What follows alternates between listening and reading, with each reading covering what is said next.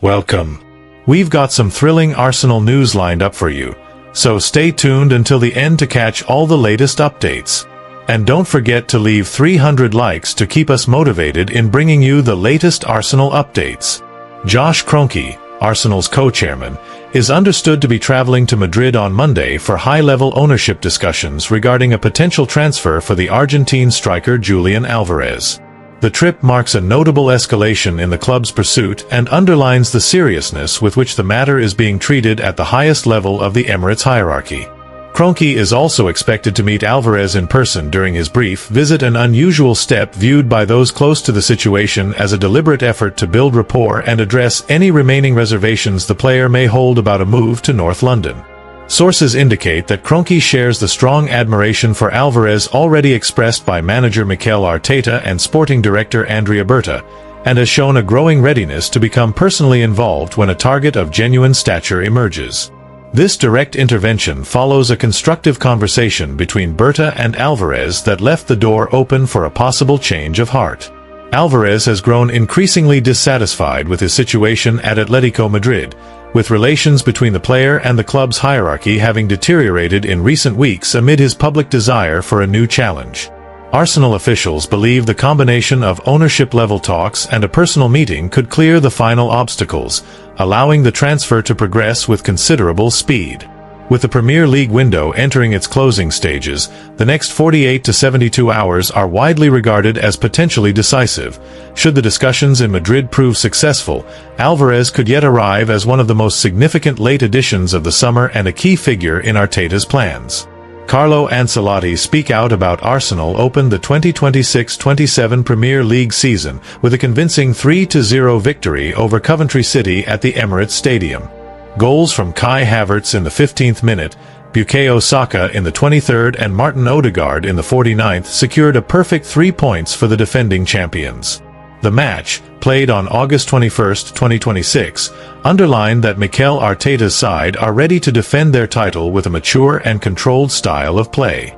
Arteta stuck with his familiar 4-2-3-1 formation, David Raya in goal, Ben White, Christian Mosquera, Gabriel Magalhaes and Ricardo Calafiori across the back four. Miles Lewis-Skelly and Declan Rice anchored midfield, with Martin Odegaard operating as the advanced playmaker. Christos Tsolis and Bukayo Saka occupied the flanks, while Kai Havertz led the line. Frank Lampard's Coventry opted for a more defensive 4-1-4-1 shape.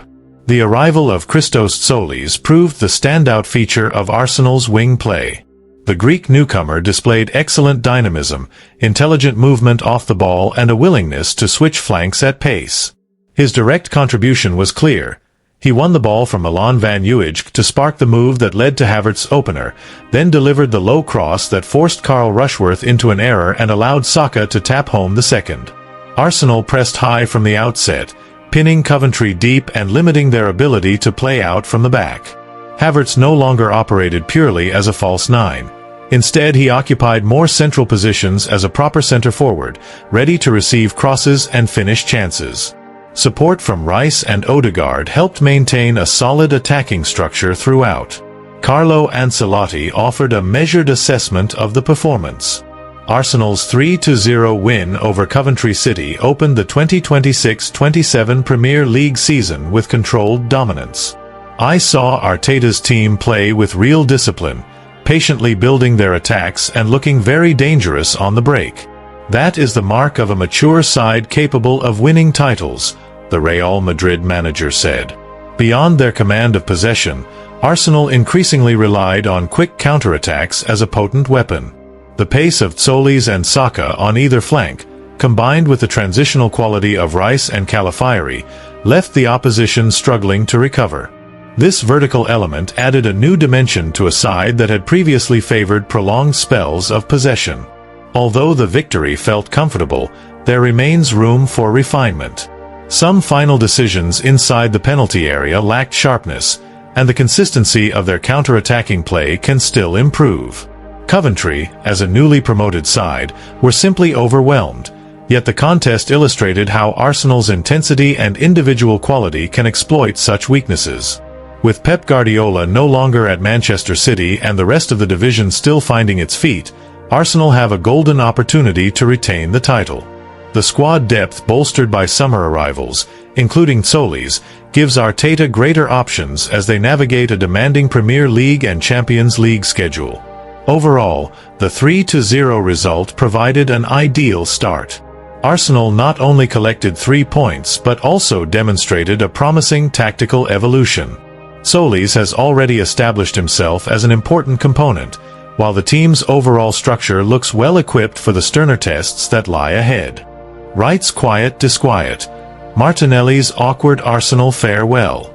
The circulating message attributed to Ian Wright, in which the Arsenal legend offers an emotional farewell to Gabriel Martinelli and urges him towards Galatasaray rather than Al Hilal, appears to be a rather embellished piece of viral storytelling rather than a verified private communication. While Wright has indeed spoken with characteristic passion about the Brazilian's predicament, the lengthy quotation doing the rounds, complete with precise career statistics, recommendations involving Osimhen and Sane, and a plea for a ceremonial send-off at the Emirates, does not feature in any reputable British reporting. What is beyond dispute is that Martinelli finds himself surplus to Mikel Arteta's requirements at the start of the 2026-27 campaign. Having arrived from the fourth tier of Brazilian football in 2019 as an 18-year-old of considerable promise, the forward has given 7 seasons of wholehearted service to the Gunners, contributing more than 60 goals and a healthy tally of assists across nearly 300 appearances. Yet he was omitted from the Community Shield squad and again from the Premier League opener against Coventry, a clear signal that the manager no longer sees him as part of the first-team plans. Arsenal are therefore open for business. Galatasaray tabled a bid in the region of £38 to £45 million earlier in the window, only for Martinelli to make plain his reluctance to relocate to Istanbul. Al Hilal have since entered the fray, indicating a willingness to go higher, with the North London club seeking a fee closer to £60 million. The player himself is understood to be more receptive to the Saudi proposition than he was to the Turkish one. Ian Wright, never one to mince his words where the club's younger talents are concerned, voiced his disquiet on Sky Sports after the Coventry victory. The treatment of Martinelli, he said, left him distinctly uncomfortable. Here was a player who had always given 100%, who had produced important moments in big matches, and who deserved rather more respect and clarity as his Arsenal chapter drew towards a close. Wright's remarks carried the weight of a club legend who remembers the human side of the game. In the modern Premier League, of course, such ruthlessness is hardly unusual. Arsenal have climbed to the summit, Premier League champions, Champions League finalists, and Arteta is determined to keep the squad moving forward. Martinelli, with only a year left on his contract plus an option, represents the most marketable asset available for sale. From a purely sporting and financial standpoint, the logic is sound. Yet for those who value continuity and loyalty, there remains a lingering sense of regret. 7 years is no small stretch in the life of a professional footballer, particularly one who arrived as a raw teenager and left a genuine mark on the Emirates faithful. Wright's intervention simply articulates the feeling of many supporters that a player of Martinelli's commitment ought not to be left in limbo without proper communication or the chance of a dignified exit. The Brazilian now faces a stark choice.